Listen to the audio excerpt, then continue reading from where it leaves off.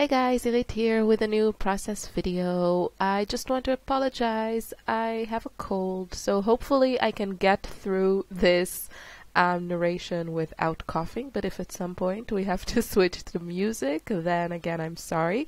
Life happens, and yeah, let's get scrapping. So I'm going to use this adorable photo that I took of my two girls.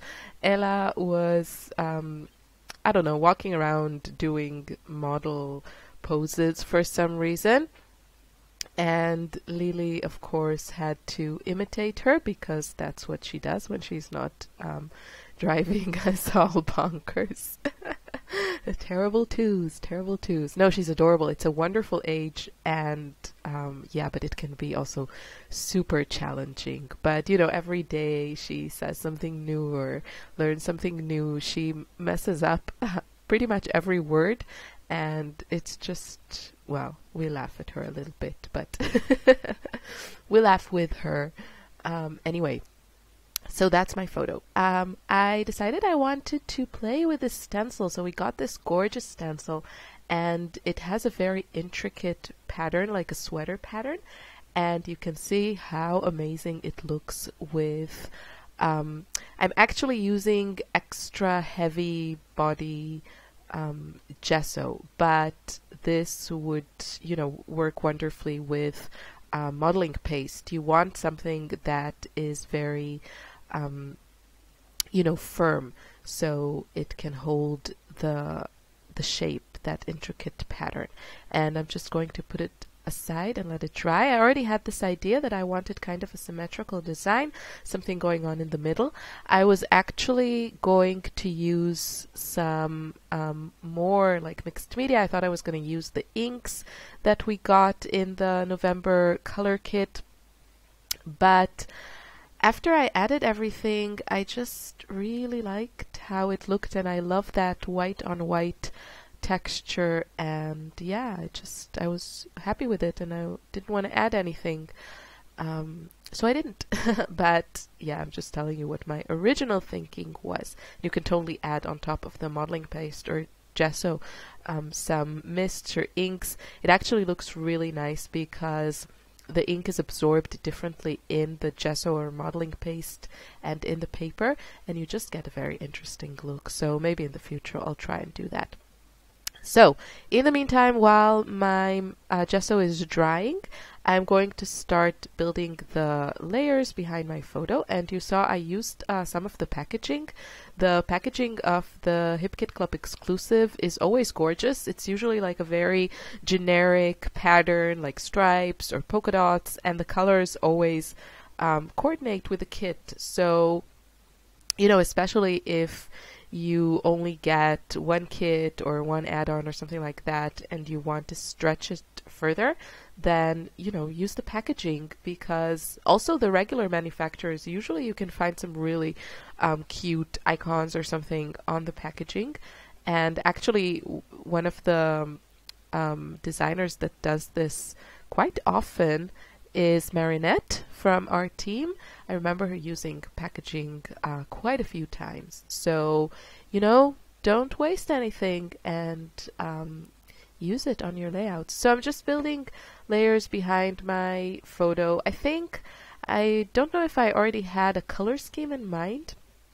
You'll see that again, I'm going to work with a very narrow color scheme, but at this point I'm not sure I already decided on that. So I just started building layers behind my photo from the papers that I had, and I seem to go for the lighter and pinker papers that we got in the kit. So yeah, just because, well, there are a few papers in this kit that are a little bit darker, and I just don't use a lot of dark colors. And somehow the pink was working well with my photo. My photo is kind of colorful, but it's also pretty cool in the tone of it. And yeah, I thought the pinks looked good. So my gesso is dry, and now I'm kind of working, just trying to figure out how I want to play around with this. So as I said, I already kind of decided that I'm going to have this central design and leave the sides relatively empty and add a bunch of things right there in the middle below my photo. So I'm starting with just adding some pieces of paper, and this is a great way to use scraps if you have them. And now I'm attempting to glue things, but my glue bottle is on the fritz for some reason. So I don't know if I included that. Hopefully I stopped filming at some point, but we were fighting a little bit, me and the glue, and eventually I think I won and things got glued down. So I do like to use liquid glue in these instances for two reasons. One, because I have that gesso on my background, so it's very uneven, my background, and also gesso doesn't really want to stick to things like, what are they called? Like tape runners. So like double-sided adhesive that I use in my ATG. So a good strong liquid glue is probably a better choice here. And the second reason is when I'm working with all these like, little bits of paper in such a way as I'm doing here, kind of layering them and keeping things very messy and random. I like the fact that if I use liquid adhesive, I have a few seconds to move things around. And even though the ATG is relatively forgiving, when I'm in this kind of style, I do find it easier just to use liquid adhesive. And I want to mention here Purple Mailbox, or Soaphouse Mama. She's a wonderful scrapbooker and mixed media artist, and I really learned from her this, kind of playful style, I would say, using a lot of scraps and layering in this way. And I could have taken it a little bit further, more reminiscent of her style. She adds a lot of white paint and then watercolors. That would have been great. And I thought about it, and I was kind of, as I said, I was going to add more, but then by the time I stuck down all my embellishments and added everything and added the splatters and everything, I just felt like I liked how it looked and didn't want to mess with it anymore.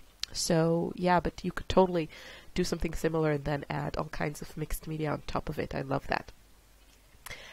So now I stuck down a Christmas ornament that I thought looked like a hot air balloon. So that's why it's stuck upside down there at the top right corner of the photo, right next to it. And I don't know, snowflakes. I thought of like the sky, and then hot air balloon. I didn't know we had a hot air balloon in this embellishment pack. Well, we didn't. It was a Christmas ornament.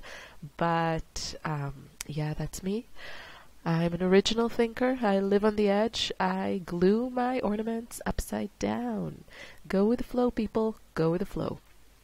So my title is Strike a Pose, because that's what they were doing. And yeah, I don't know which one was cuter, but it's a tough competition there because they're so adorable. And I grabbed all the kind of light gold and pink and some gray embellishments from all the stuff we got in the kits. I love these snowflakes that we got there from Crate Paper, if I'm not mistaken. And I'm happy that I finally got to use them.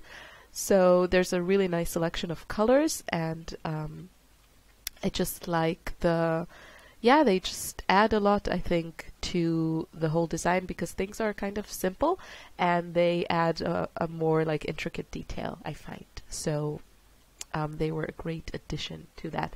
And of course you could add something like enamel dots to the center of them. I could have done that. I don't know why I didn't. I should have done that. And that's it. But this basic design is super easy. You can customize it to any, use a different background, use different color scheme, use your scraps, and make it your own. I really enjoyed making this layout. This was really fun. There I am playing with my glue, and I'm opening it, and I'm trying to unclog it. So this video is supposed to go live on the 24th. So I'm guessing no one's gonna see that because everyone will be, with their families. Yeah, that's okay. So hopefully at some point you will go back to your dear friend YouTube and watch my video. And enjoy it, hopefully. And you can grab your own photos, even, your Christmas photos, because this kit is full of kind of holiday themed goodies. So you can use this basic design with your holiday photos. So I had to take out my Heidi Gold Color Shine because it's perfect. I love how it dries on photos, and I just covered, the faces so that I wouldn't get a splatter right on a face, but I do like how these splatters look on photos. And that's it. My layout is done. Look how cute it was. Those splatters add so much, I find. So I hope you enjoyed this. I wish you a happy Christmas and happy holidays wherever you are, whatever you're celebrating. Thanks for watching. Bye.